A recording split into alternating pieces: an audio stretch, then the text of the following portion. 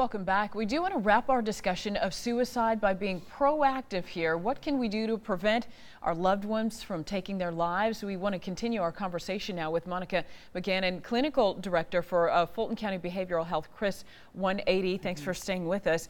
So when we talk about suicides, what are some signals that we really need to look out for?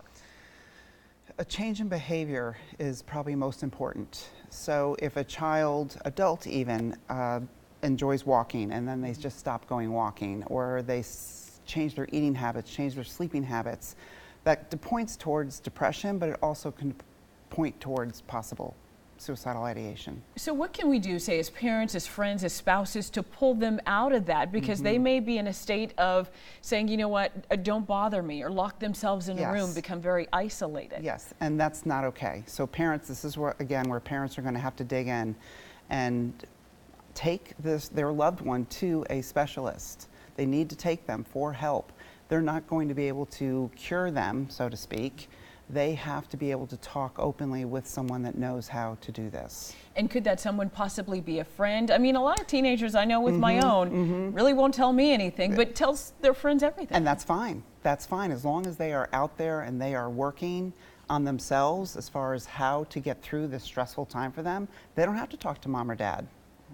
And two, you know, what if someone basically is not willing to, is not receptive to that help at all? I mean, what can you do? Is that an opportunity to bring someone else into it? You know, I hate to say intervention, but could that be a possibility? So I would say better safe than sorry. And what that means is, if you are just not looking right to me and I'm really concerned about you, I will either get you to help or I will have help come to you.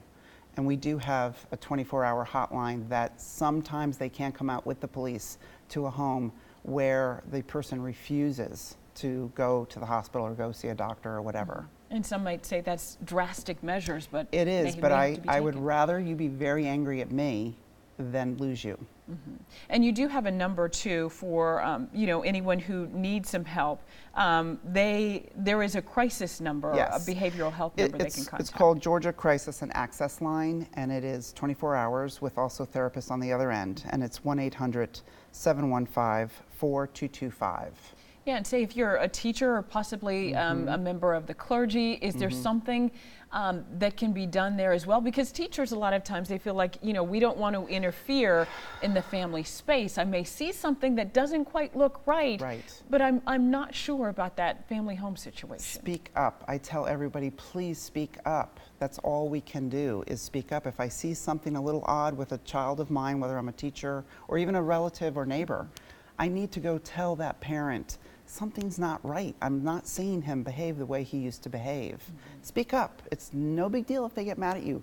Teenagers are going to get mad at you anyway. Yeah, and even on social media, I was just thinking too, because we've kind of lost this face-to-face contact a lot of times. So even say if a friend or someone noticed someone posting things that may allude to them wanting to take their own lives, say something as well. Please, please speak up. Whether you're a friend, whether you're a best friend, don't think that you can take care of your best friend by saying don't do this. That may not take care of the problem. You need to call the parent or someone that you trust to handle the situation.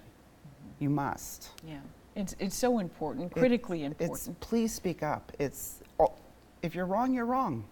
It's not a big deal, but if you're right, you will have saved a life. Yeah, Monica, thank you so much for taking time, and of course for all our guests for taking time today. Very important issue that we all need to talk about and think about when it comes to our family and friends. Here are some important numbers that you need to know. These are the numbers for suicide and crisis hotlines in Fulton and DeKalb counties. There's also a number for the National Suicide Prevention Lifeline as well. Someone is ready to take your call 24 hours a day, 7 days a week, anytime.